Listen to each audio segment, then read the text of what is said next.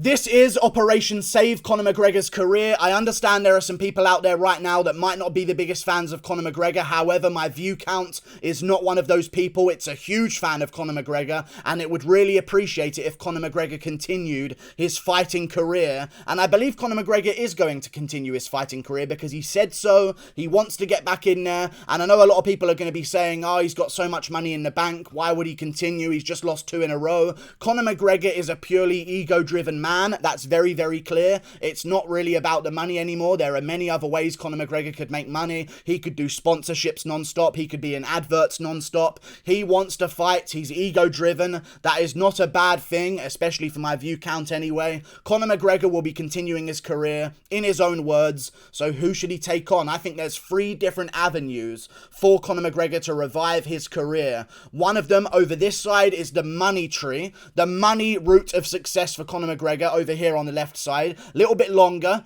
Down here is the fast track option for Conor McGregor's career moving forward. He can get right back, right in the mix for the belt with a couple of wins in a row. A little bit of a shorter way, but of course he's got the star power to jump over a couple of other guys in the division with the right matchups though. Over here on this side, we've got the legacy side. Does he want to do it all based on difficulty and all based on getting back to some real greatness, to getting back in that GOAT conversation, which is a very difficult thing to do now that he's lost to Poirier twice. However, it is Dustin Poirier, and I know a lot of people are saying Conor McGregor is done, but maybe, just maybe, Dustin Poirier is one of the best MMA fighters of all time. Who knows? Maybe I'm just finding something here, but I think maybe Dustin Poirier is a really great MMA fighter, definitely one of the GOATs. I'd say maybe the second greatest lightweight of all time, in all honesty. He's definitely in the mix.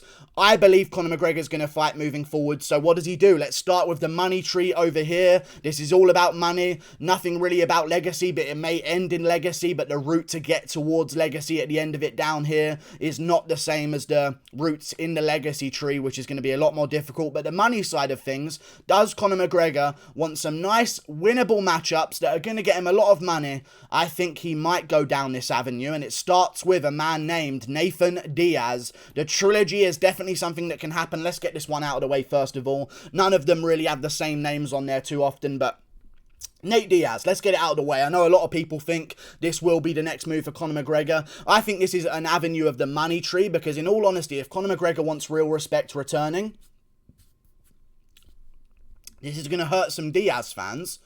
It's not by fighting Nate Diaz, because Nate Diaz has a shit record. I know he had one moment of success within about a 30-second window against Leon Edwards throughout a 25-minute bout. However, he's not ranked in either lightweight or welterweights divisions at all. He doesn't really hold much weight legacy-wise either. So if he really wants to come back and just wants to make a quick 1 million plus pay-per-view card, and I would be very thankful for that because we get a whole bunch of views. You saw what happened to all of the fighters that were on McGregor's card last weekend. They all blew up completely with popularity after by fighting on Conor McGregor's card. There's a different kind of spotlight when you're on that card. Taito Ivasa, Sean O'Malley, all of the stars that have come from that card. Ilia Topuria, Dricus Duplessis now on the rise. 2 up-and-comers now have got a bunch of spotlight on them as well. I think Nate Diaz is a good route to go down for McGregor if he wants that money. And also it's going to put him coming off a win. And if you're coming off a win, it means you've got some time in the cage for a call-out. And if you're coming off a win and you call someone out in the cage and your name is Conor McGregor and you bring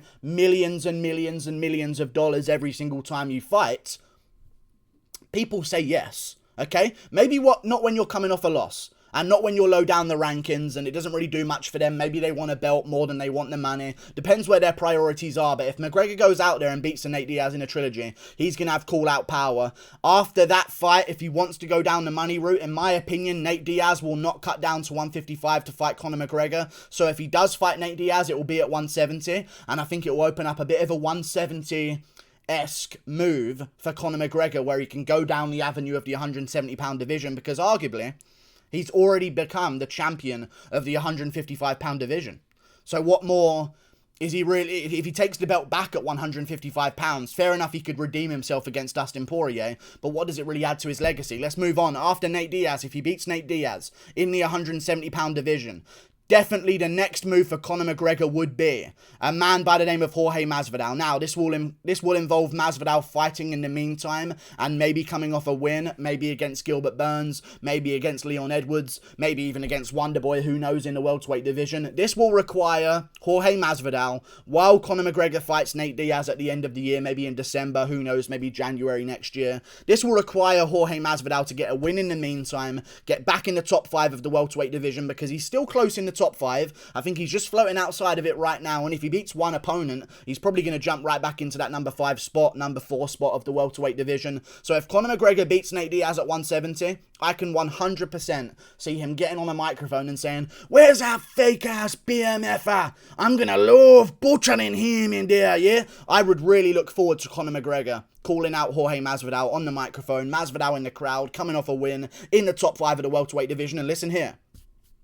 People are saying McGregor's done because he got his leg broken in a fight against Dustin Poirier, and he got calf kicked and hit with a shot and rocked against Dustin Poirier in round 2 and got TKO'd to a KO finish on the ground.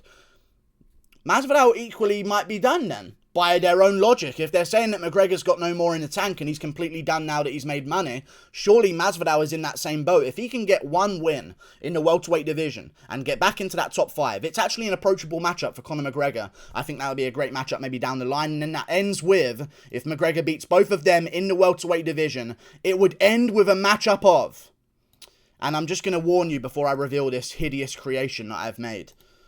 It's very hideous. The combination of Usman Covington in 1. Whoever wins out of Usman versus Covington 2, which I assume is going to be the next matchup, seeing as Gilbert Burns beat Stephen Thompson. I feel like that's what's going to be next if he does beat those two guys. And if they're the champion, imagine if it's Covington. The money that will be generated for the UFC if we can get these 3 cards in a row. McGregor versus Diaz, McGregor versus Masvidal, McGregor versus the winner of Usman Covington. Even if it's Usman, there's going to be shit talk. Usman can shit talk a little bit, you know? And also, Usman's a real terrifying threat and people are going to tune in. Will Conor McGregor get put out cold with one punch by Kamaru Usman? Will he get destroyed on the ground completely? Like, it's a real big threat in that fight either way, even with Colby Covington as well. Will he get mauled on the ground? There's going to be a lot of trash talk in there as well. But that's that route of things. The money tree is done. Let's move on to the fast track. We've got Rafael dos Anjos as the first step towards the fast track. He started a little bit of promo backstage with RDA before his fight with Poirier recently at 264. The seed is there. They're talking shit backstage. The seed was already there. There's so much promo on this fight, they could make it in December when McGregor's healed up. And listen, McGregor has already gone through surgery for his leg. He's probably going to be okay and walking around and jumping around doing some light footwork drills by the end of August, I would assume. At least maybe the midway point of August, judging by his money and his doctors that he's going to have. It's going to be a real quick recovery time because it's not as bad of a break as Chris Weidman. And Weidman's walking right now. So this isn't going to really keep him out for too long, especially with his ego wanting to get back in there and redeem things. I think the RDA matchup is a good one. He's highly ranked in the lightweight division. He's respectable as well because he did beat Paul Felder when he came back down. I know it was on short notice, but people would genuinely respect if Conor McGregor took on RDA right now. On a real, that would be a great fight. Main event of a pay-per-view for sure. Would probably do over $1 million. They would shit talk. They would get in scuffles backstage. It wouldn't just be Conor McGregor talking shit and a Poirier on the other side saying, yeah, charity. Like, because it makes the shit talking seem weird. If you have another guy spit back at you and start shit talking back and start gritting their teeth back at you, it all of a sudden doesn't make you look so cringe anymore because that's just the energy in the room. McGregor versus RDA, and if he wins that one, he can get right back in the mix against a certain person who is known as Dustin Poirier, and that will be if he beats Charles Oliveira. If he loses to Charles Oliveira coming up soon, that will be right back into that fight. They say they want to make it now. Dana White said he's open to the option. I'm not open to that option. I think they need to be at least one fight removed. I'd prefer 2, but this is the fast track option. Conor McGregor, Dustin Poirier, if he beats RDA, because RDA is a top 5 lightweight, and he's very good. And that would be a good win for McGregor, get him right back in the top 5. And if Poirier's coming off a loss and is ranked number 2 or 3, it makes sense ranking-wise. So, Conor McGregor, the fast-track option is there. Now we get to the legacy option. This is where the real difficulty comes in. No money really to be made. There is money to be made because it's Conor McGregor, obviously. But this is a way that he can bounce back first of all, get some legacy names on his resume, and really go through some tough challenges to get back to where he wants to be. Starting with a man named as Tony Ferguson, Mr. Sunglasses himself. Conor McGregor, Tony Ferguson is definitely an option. It's a big legacy name that he can get on his resume. Huge legacy name. Tony Ferguson is arguably, I mean, in his prime, one of the best lightweights of all time. I think he's definitely in the top 5 mix. Like, even champions of the lightweight division in the past have not put together the run that Tony Ferguson has. And some of the wins on his resume, like Edson Barboza and RDA himself, who I've just had in a fast track option. Tony Ferguson is a very, very good fighter. Still, even though he's fading a little bit, we can have the storyline of 2 fading guys. This is the bounce back for Conor McGregor. Going for legacy, it's a tough matchup. Ferguson's got a great chin, if anything. McGregor's not going to take him down and lay on him for 25 minutes. They'll make it a 5-round fight. There's a chance Ferguson comes back and mauls McGregor on the feet and gets a TKO in the later rounds. Actually, style matchup-wise, this is very winnable for both. So I wouldn't mind if they actually did this matchup. They used to have the same management team. I'd like this matchup to happen. I think it would sell good pay-per-view as well. And it's actually a high-ranked lightweight, even though he's lost his last few fights.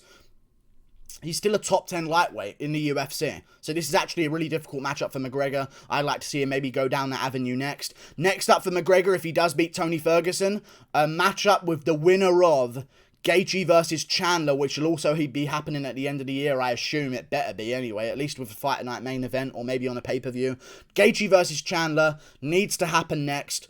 Let's make it happen. What are we waiting for, Justin Gaethje? Get the fuck back in there. There's McGregor fights to be had. He's not got much career left. Get your payday while you can. Get the red panty night when you can. Conor McGregor, Justin Gaethje, if he does beat Michael Chandler. If McGregor beats Tony Ferguson, gets himself right back in the top 5, and Gaethje beats Michael Chandler, and he's ranked number 2 in the world, 2 versus 5, title elimination bout, massive fight, McGregor versus Gaethje. They've been shit-talking for a while now. Ali Abdelaziz is probably going to get more shit-talk from McGregor than Gaethje is. There's a lot on the line there. McGregor, Gaethje, title elimination bout in the lightweight division, which kind of reveals what my next move is. Conor McGregor versus the last step, which is, again, Dustin Poirier. I have a hunch that Poirier might beat Oliveira, so I feel like he's going to be champion. But if McGregor beats Tony Ferguson, then he beats Justin Gaethje, all of a sudden we're talking title shots. And that's just how it works in MMA. You talk all of this about how McGregor's done. If he goes out there, Ferguson zigs when he should have zagged in the first minute, and he's not going to shoot a takedown on Conor McGregor anyway, and gets KO'd in the first round, all of a sudden, McGregor's talking about title elimination bouts, getting himself right back in the mix. Everyone's saying he's back. Then he goes out there, what if Justin Gaethje zigs when he should have zagged? And McGregor lands a big KO blow. I don't think McGregor's done, man. I know he broke his leg and it's a tough injury to bounce back from, but man, I am very surprised how quickly people are completely writing him off. If losing to Dustin Poirier means you're completely done, I feel terrible for Max Holloway and Justin Gaethje. They got beat by Dustin Poirier.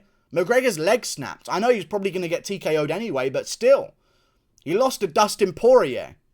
He's not done. People talk about silk sheets and the fact that McGregor isn't hungry anymore. He's made his millions. Poirier lives in a multi-million-dollar mansion. He's rich too. He wakes up in silk sheets. I know he might train a bit harder, which is the reason why he won, but it's Dustin Poirier. He's probably going to beat Oliveira next and become champ. His only loss is to Habib, really. Anyway. I don't know. I still think McGregor might have a chance coming back, especially against some of these matchups, because they're old as well. And they're getting a bit old in their career, and they're taking some damage in their career. And they've had their TKO losses.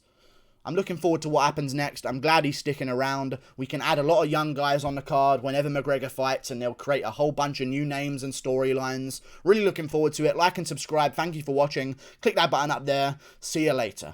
Toodle pip.